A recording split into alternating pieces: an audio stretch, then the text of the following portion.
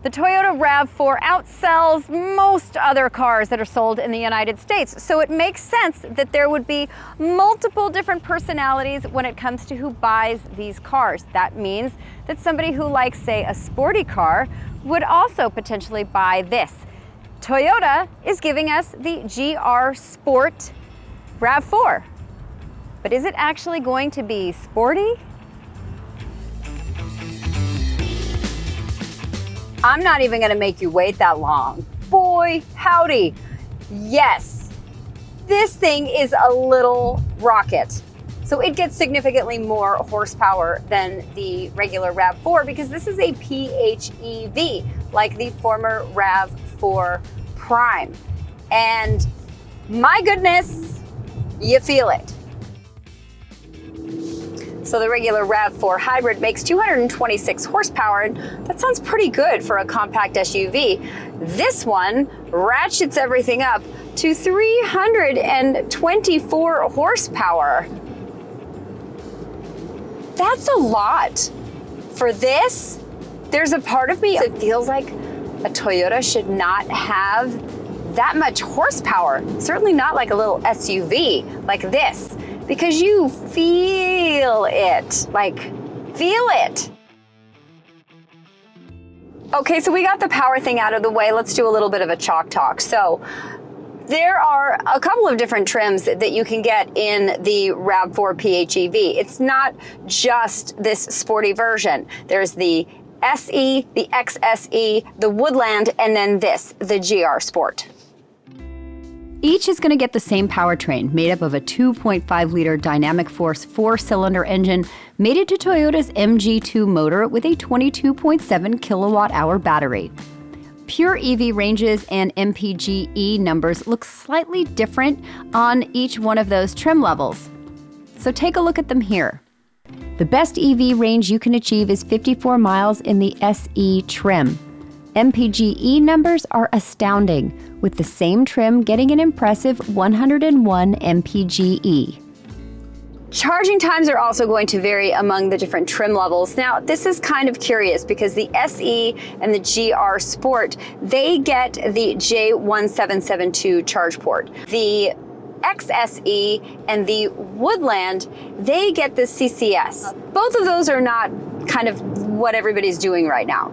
Toyota has assured us that they are moving to NACS. They just have not assured us when they're going to NACS. Let's hope that in the next model year, that will be a reality. And then you can charge at Tesla superchargers. You're looking at DC fast charging of around 35 minutes from between 10 to 80%, and level 2 charging of between 2.5 to 3.5 hours, depending on which one you're equipped with. Okay, so we got all of that stuff out of the way. Now let's get back to the driving bits, because that's really what this is about.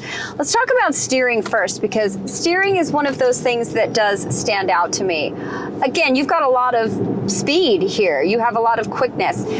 To me, the steering, even when it's in sport mode, it feels a little bit light, and there's kind of a big spot that's a little dead on the center. So when it comes to controlling that speed, I would like to see there be a little bit more weight in the steering, because you're going quick, especially on the highway, and especially if you're kind of doing twisty turns.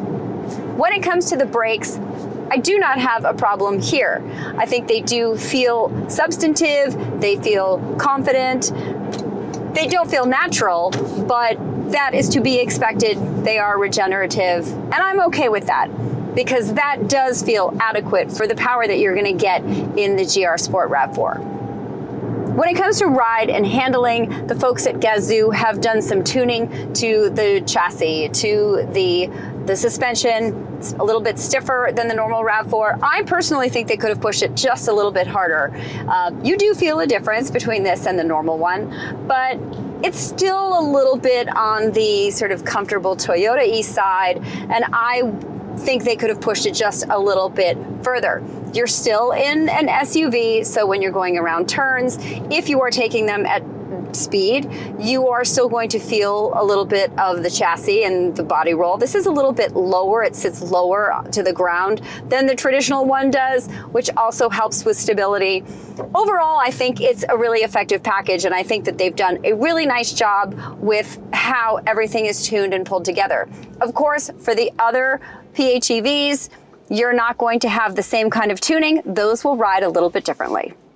You do get paddle shifters here, although you may end up forgetting about them because you have instant torque thanks to that electric motor. I don't know that you're really gonna use them all that much, but I like that they're here. Comfortably going 90, 100 miles an hour in a RAV4 seems a little crazy, but you can get up there quite quickly without knowing that you're doing it. It is that effortless. So when you're putting your foot in the throttle, make sure you're aware of what speed you're actually going, because you could be going a lot quicker than you think or than it feels.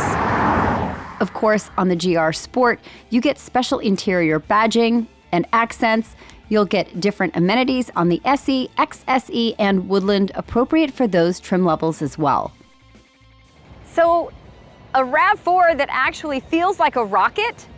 Yeah, and it's efficient on top of all of that. You guys, with all of the powertrains out there, this is an incredible time to be alive. If you're one of those people who's into super sporty, but you still want something that's practical, check out the GR Sport RAV4 from Toyota.